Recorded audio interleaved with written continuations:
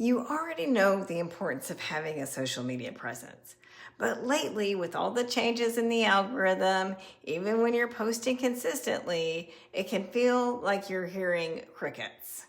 Or maybe you are getting some engagement, a few likes, an occasional comment, but it's not turning into conversations or clients. If that sounds familiar, then you're not alone. I've been there too. I've been frustrated with the changes in the social media algorithm. Can anyone else relate? Drop me your favorite poop emoji in the comments below, right? It's incredibly frustrating when you know you have something valuable to offer, when you're showing up, doing all the things, and yet it doesn't feel like it's working.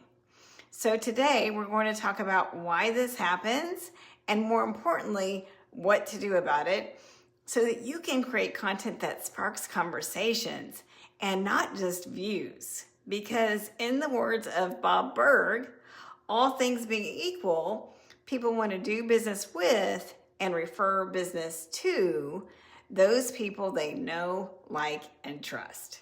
So today I'm sharing my 3 top strategies for creating content that connects. One of the biggest reasons your content isn't getting results comes down to one thing, and that's your messaging. The biggest mistake that I see coaches and consultants make is this: your marketing is too vague. You're not clearly communicating the tangible results that your clients will achieve. Instead of selling the destination, you're trying to sell the process. Think about it this way. People don't buy a plane ticket because they love cramped seats and long flights. They buy a plane ticket because they want to get to their favorite destination, like Hawaii or Australia, a couple of my favorites. Drop your favorites down below. I would love to hear your favorite dream destinations. Your clients feel the same way. No one is out there searching for coaching, right? They're searching for a solution that gets them to where they want to be. Early in my business, I was a confidence coach, and I was excited about it because I love to help women feel confident. So my content was all about helping women become more confident. But here's the thing. All those inspirational posts weren't converting into sales. Now, don't get me wrong, inspiring people is important, and I still love to inspire people with my content and help build their confidence, because I know that confidence is key to achieving your goals in both life and in business. But one day, my business coach asked me, "That's great, but confidence so that they can do what?" She encouraged me to do market research. And I realized that what people really wanted, first and foremost, was more clients. Yes, they wanted confidence, but they wanted confidence for sales. And that's when I got clear on my messaging and everything shifted. I learned that we have to speak to the tangible results that our ideal clients really want.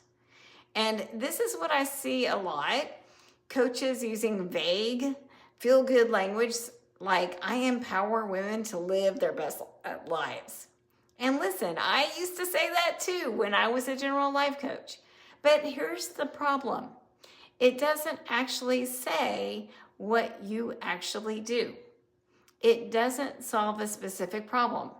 And it doesn't give your audience a reason to engage. If people don't see clearly how you help them solve their biggest problems, they'll keep scrolling, right? Or they like you, but you end up in the friend zone. So why do so many coaches fall into this trap? If this is you, it may be because you have a bit of imposter syndrome, or you're lacking confidence on the results that you're able to deliver. Imposter syndrome can rear its ugly head when we compare ourselves to others, and we may question whether or not we're good enough. And I think it's natural to compare ourselves to others. One of my first business coaches even had a term for it: compare and despair.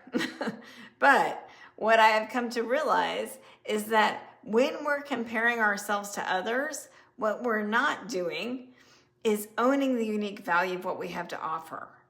And we have to own that value first before others can see it. When we start to question ourselves and whether or not we can really deliver results, we end up watering down our message. But here's the thing. We have to own our value before other people can see it. So strategy number 1 is lead with results. This develops that trust factor. You must speak to the tangible results that your ideal clients really want. First, you have to be clear in your mind who your ideal clients are. If you're trying to speak to everyone, you're speaking to no one. Once you're clear in your mind who your ideal clients are, then you can be the solution to their biggest problems. You want to be a painkiller, not a vitamin. So, be clear about who you help, what problem you solve, what result they can expect. Building trust is very important, but trust alone doesn't spark conversation. And as you know, engagement is key so that people actually see your content. So we also want content that connects. So strategy number 2 is connect through your story. Let them know the real you. And you can differentiate yourself through your story. Your story is what creates connection and draws in those people who resonate with you and who really need your help. So I always recommend that you share the story of why you do what you do. For example, I have 2 kids with special needs. And in 2020, I had to figure out how I was going to prioritize my kids, my business goals, and my health goals. Because on top of all that, I had recently been diagnosed with a type of adult onset muscular dystrophy. So I created my own time prioritization system. My husband and I wanted to keep my daughter home through the pandemic until she got the vaccine, and I had to figure out how I was going to make time for everything that was most important in my life. And what I've realized is I don't have time to do it all. But I can make time for what's most important through prioritization and scheduling. And this is the system that I now teach my clients. This personal story is how I differentiate myself and call in the clients who need my help. And you have a story too. Most of us start our businesses because we're passionate about it. So think about your story, your why, and start intentionally sharing that because it highlights your unique value and builds connection with the people who are meant to work with you. That's what builds the like factor. Strategy 3 is to invite connection through conversation. This is where engagement actually happens, right? Engagement is key. Connection is not a one-way street. This is what I see from a lot of coaches. They explain concepts, drop tips, but they're missing that engagement. But connection doesn't happen just because you shared something helpful. It happens when you invite people into the conversation. Social media is meant to be social, not a lecture. And I'll admit, this is something that I continue to work on as well. Can anyone else relate? Comment me too. Be honest if this is something that you're currently working on. And I can actually help you with that as well. Many times people aren't responding, not because they're not interested, but maybe they're just busy.